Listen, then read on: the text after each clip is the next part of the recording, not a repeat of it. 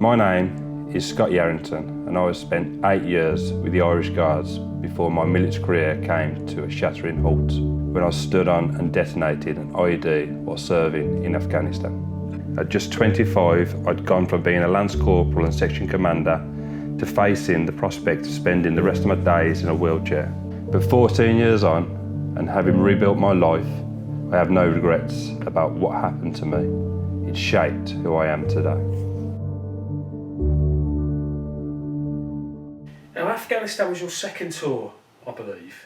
Yeah, Afghan was my second tour. I did a tour in 2007 for Iraq with Irish Guards 2 Company at the time as a guardsman. We were warrior dismounts, so tank dismounts for the first 3 months. And then for the second 3 months, I was a Mastiff driver, driving from Basra to Kuwait, doing the convoy runs for resupply. In Iraq, I did feel quite safe the whole time I was there. We had a few IEDs, we had a couple of people die unfortunately when I was over there, and we'd get mortared quite a lot. In Afghan, it was more the IED threat and the gunfire threat, but it was a lot more active over in Afghan. December the 29th, Scott, 2010. What can you remember about it? Is it still vivid? I remember everything about that day. I remember waking up freezing cold after a couple of hours sleep because I was on guard the night before.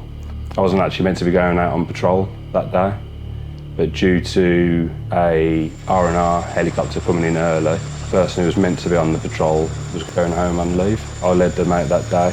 It was a big company operation. We were searching for IEDs with the engineers. We set out around about 7, 8 o'clock, so it was still quite early on in the day. So we was with the engineers, giving them close protection. But when we got to the road, it was quite bottlenecked. I decided to say, let's spread out a little bit. And we went up the hill slightly to give overwatch onto the road to look for any disturbances in the road.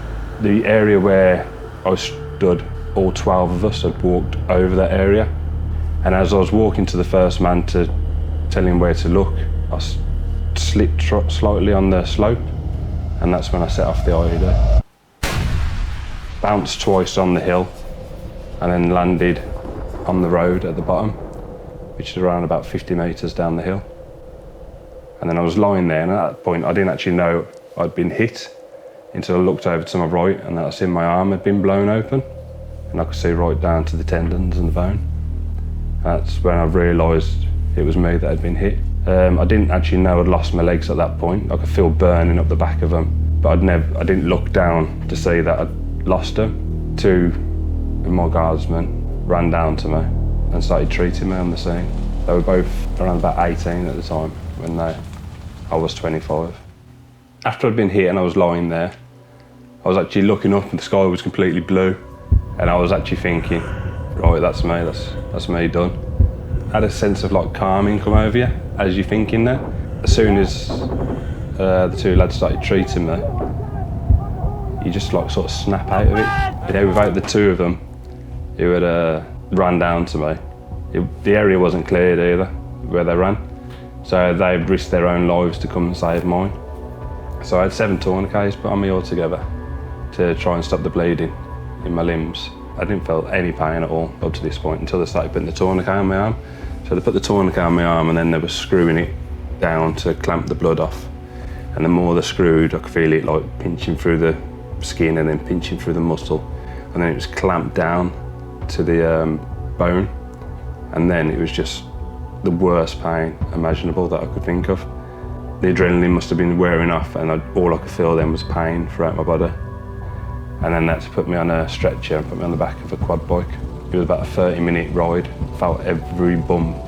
And as they put me on the back of the Chinook, there was a doctor on there, and I was screaming at her at this point, just saying, put me to sleep, put me to sleep. And that was the last thing I remember. What other injuries did you suffer? Yeah, so my left leg I lost through the knee at the scene, and then my right leg I'd lost my ankle, but I still had my shin bone all the way up to my knee, but I had no skin on it or muscle or anything, it was just the bone sticking down. And then I had scarring all up the back of my legs and up the back of my arse and up my back. I had shrapnel all in my stomach and that. My thumb had blown off and it was down the back of my hand. My arm had been blown open. Both my eardrums had burst as well, so my ears were bleeding at the time. I actually got back to the UK, my body had just ballooned up as well from the trauma of the blast. And Mum and Dad said, look, completely different.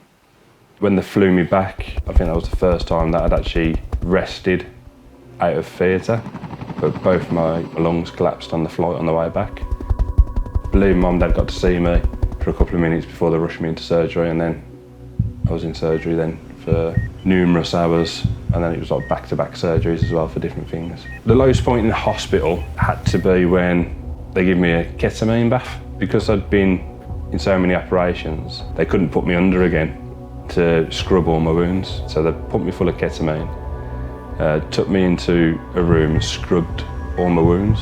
Apparently I wasn't aware that they were doing it, but my body was. I was like shouting out and like screaming, but I don't remember a thing about it. But as I was coming back round, all my body felt weird and like jelly. It was horrible. I did get really depressed about injuries that I had. Luckily for me, in one sense, I've got an uncle who's also a single amputee. When I was at my lowest, thinking about what I'm going to do, I asked to speak to him, and he come up and spoke to me, and I just said to him, what do you do to get through it? And he went, don't worry about what other people think, just try and do everything you want to do. So when you're at Headley Court, they design and make your legs for you. They have a selection of colours to begin with that you can pick. And then they said to you, well, if you bring in a t-shirt or a pattern, they can put that on the final laminate.